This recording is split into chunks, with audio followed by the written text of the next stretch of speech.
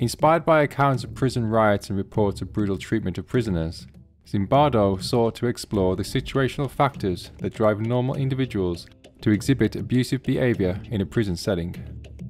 The experiment would involve college students to simulate the roles of guards and prisoners over a planned 2-week period.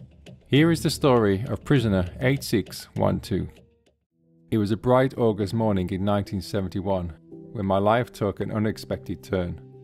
The day started like any other, but a sudden knock at my door set in motion a chain of events that would alter my understanding of humanity forever.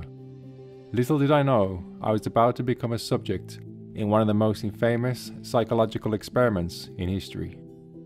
The knock at the door wasn't just a simple visit, it was 2 police officers, their faces stern and serious. They told me I was under arrest, handcuffed me and led me outside. My neighbours watched in stunned silence. What had I done? The answer was nothing. This was the beginning of the Stanford prison experiment. Blindfolded and disoriented, I was taken to a basement that had been transformed into a mock prison, stripped, searched and deloused. I was prisoner 8612.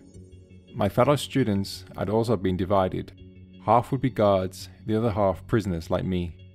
We were warned that it was just a simulation, but nothing could prepare us for what was to come. The first night was eerily quiet, but tension buzzed in the air. The guards, fellow students in uniforms, seemed uncertain at first, but as the hours passed, a transformation began. They started to embrace their roles with unsettling enthusiasm, setting the stage for a nightmare we couldn't escape. By the second day, the dehumanization was noticeable. We were made to perform menial, humiliating tasks and were treated like animals. Whispers of rebellion spread among us. We decided to fight back. We barricaded ourselves in our cells, refusing to comply with guards' demands. We were determined to reclaim our dignity. The guards were caught off guard but quickly regrouped. They called in reinforcements and stormed our cells with fire extinguishers, forcing us back with blasts of cold air. They singled out the rebellion leaders, including me, stripping us naked and throwing us into solitary confinement. The message was clear: resistance was futile. The next few days blurred into a haze of suffering and submission. Sleep deprivation, constant harassment and relentless psychological abuse took their toll. The guards divided us, rewarding some with privileges while punishing the rest. The cracks in our unity widened. Prisoner 819, once a strong voice of resistance, broke down completely. Prisoner 819 did a bad thing. Prisoner 819 did a bad thing. Prisoner 819 did a bad thing. Prisoner 819 did a bad thing. As soon as I realized that 819 could hear this, I rushed to the room where I had left him.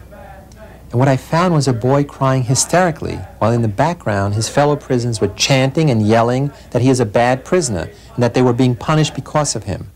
He cried for his mother, pleading to be released. Watching him, I felt my own resolve weaken. The line between reality and simulation was disappearing. The guards were no longer students playing a role. They had become our tormentors. The guards' cruelty escalated. They forced us to clean toilets with our bare hands and endure hours of grueling exercises. The psychological warfare intensified. They stripped us of our identities, our dignity, and our will to fight.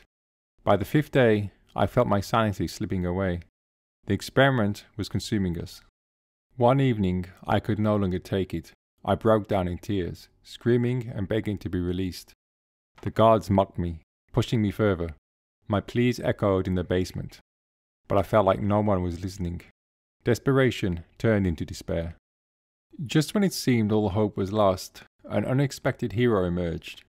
Christina Maslach, a graduate student and Dr. Zimbardo's girlfriend, visited the prison and was horrified by what she saw. She confronted Zimbardo, questioning the ethics of the experiment and demanding its end. Her outrage was a beacon of sanity in our world gone mad. Zimbardo, shaken by her reaction, finally realized the extent of the suffering he had orchestrated. Although the experiment should have lasted 2 weeks, on the 6th day he made the decision to terminate the experiment. The nightmare was over, but its scars remained.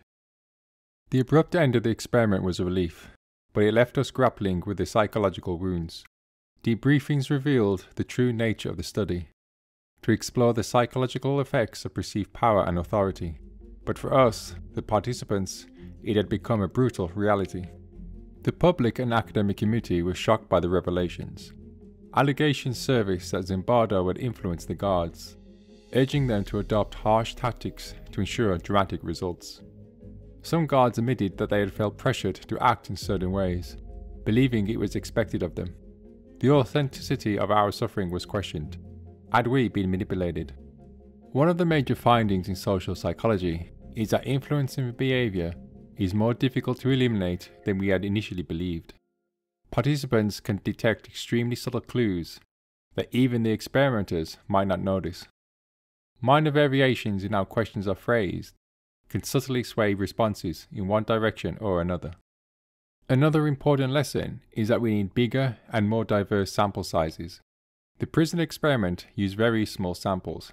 For decades, psychology experiments would often include fewer than 50 participants, and in many cases, these were all students.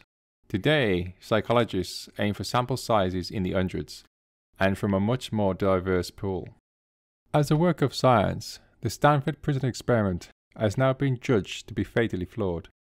A paper published in American Psychologist, the peer-reviewed journal for the American Psychology Association, represents the repudiation of the experiment after years of pointed questions from other researchers.